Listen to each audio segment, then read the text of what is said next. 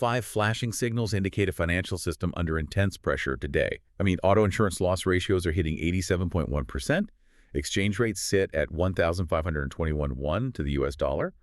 And corporate dollar loans just jumped by 500 million US dollars.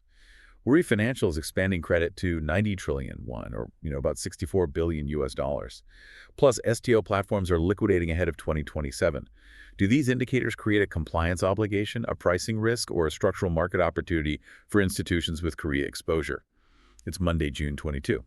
Let's break down what's happening in Korea's financial sector. Yeah, let's unpack this domestic household pressure first. Right, because 4 major non-life insurers face an 87.1% auto insurance loss ratio against an 80% break-even threshold. Exactly. And Western medicine averages 1.2 million won, or $860 per patient. Wow. Okay, so Meanwhile, combined treatments demand 3.4 million won, or $2,436 per patient. I mean, I have to push back here. Does this regulatory stall on the FSS 8-week rule effectively act as a mandatory hidden tax on 30 million Korean households? Yes, absolutely. The delayed FSS rule implementation transfers over-treatment costs directly to consumers until the second half of 2026. Right. And, this unchecked domestic household pressure accelerates broader corporate balance sheet stress this quarter. And we can clearly see the corporate stress bleeding into the currency markets right now. The $1 exchange rate hit a 1,521.41 per US dollar average. Yeah, and major bank dollar loans reached 7.032 billion US dollars. Wait, that seems completely counterintuitive. If the won is severely weak, borrowing in dollars becomes incredibly expensive.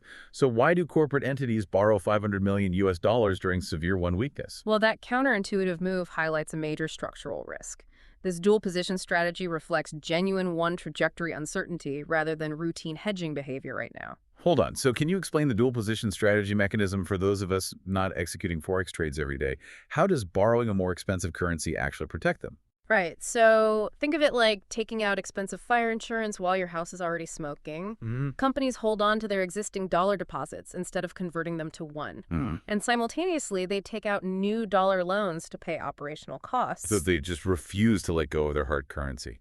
That defensive posture makes a lot more sense when we look at the gap between state banks and private tech. Yeah, it really does. I mean, Woori Financial Group expanded state-aligned finance to 90 trillion won, or 64 billion US dollars. Meanwhile, Kasa Korea realized over 10 billion won, or 7.1 million US dollars, in platform liquidation losses. Before we go further, what exactly is an STO platform, and why are they shutting down while traditional banks get a $64 billion green light? Well, security token offering platforms digitize real-world assets so everyday investors can buy fractional shares.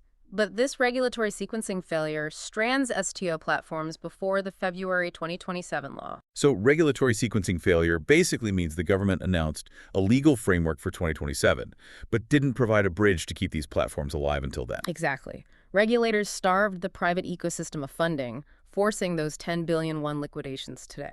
Wow, okay. So what does this all mean for you watching the market?